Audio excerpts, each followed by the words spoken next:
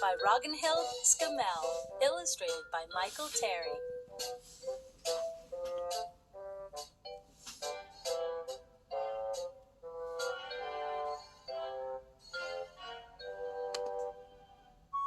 Hedgehog had just finished building her winter nest under the old apple tree.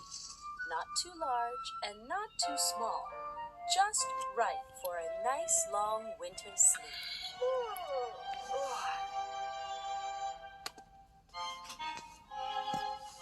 Suddenly, a juicy red apple landed on her back. Flop! Ouch!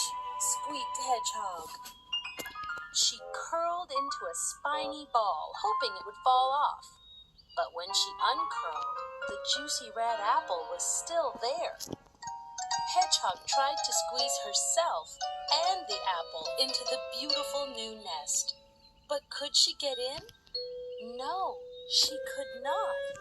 Not with the apple on her back. The nest was too small. Oh, dear.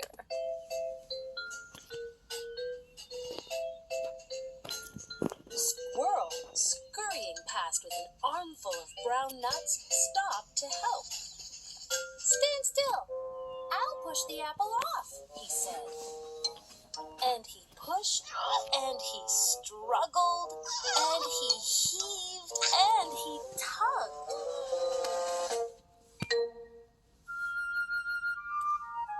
But the juicy red apple stayed where it was. Worse still, 3 of Squirrel's brown nuts got caught in Hedgehog's spines. So now she had a juicy red apple and 3 brown nuts on her back. Oh, dear, wailed Hedgehog. Winter is coming and I can't get into my nest. What will I do? Try rolling on your back, snorted Pig, trotting up. That'll get rid of it all.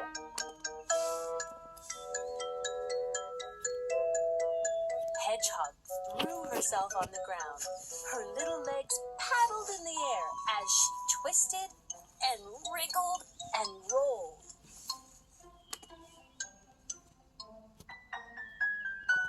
Has it all gone? She asked hopefully, scrabbling to her feet. Pig shook his head. No. The juicy red apple and the 3 brown nuts were still there. So were a small green pear and a crumpled brown leaf. Oh, dear, sighed Hedgehog, rolling her eyes.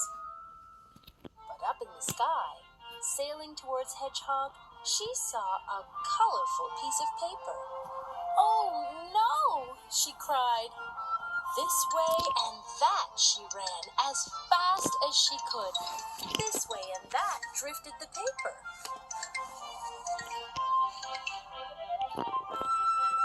And landed right on her back, between the apple and the 3 brown nuts.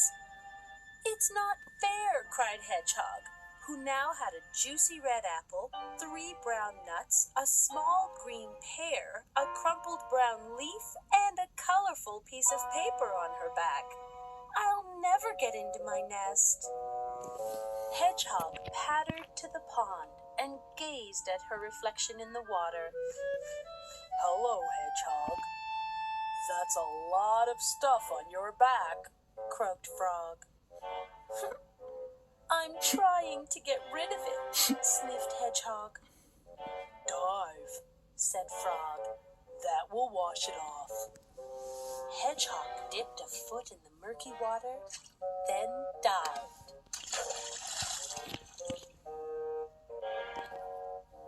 Splash! Her friends watched Hedgehog bobbing up and down.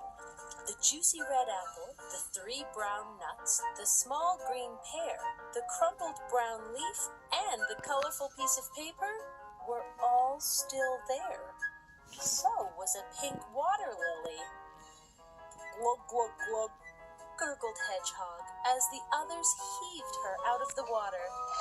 She did look funny.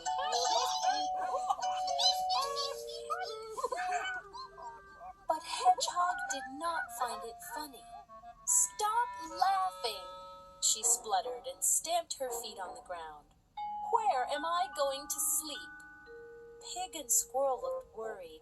So did Frog. I do have one last idea, oinked Pig. Squeeze through that hedge over there. That'll brush everything off. So Hedgehog closed her eyes and squeezed herself through the thick leaves. But did it get everything off her back?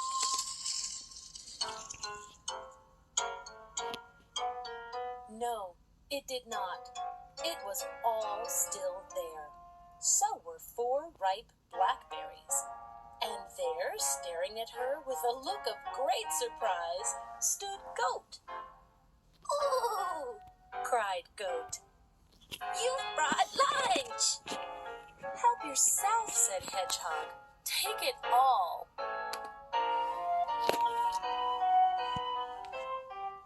"Yippee!" brayed Goat. Then he picked off and ate the juicy red apple, the 3 brown nuts, the small green pear, the pink water lily, and the 4 ripe blackberries. For dessert, he ate the paper. The only thing he left was the crumpled brown leaf. He just couldn't eat any more. "Hurrah!" cried Hedgehog. She felt as light as a feather. "Thank you, Goat," she said. Then she ran as fast as her little legs could carry her. Through the gate, past the pond, across the orchard, under the tree, and home to her nest.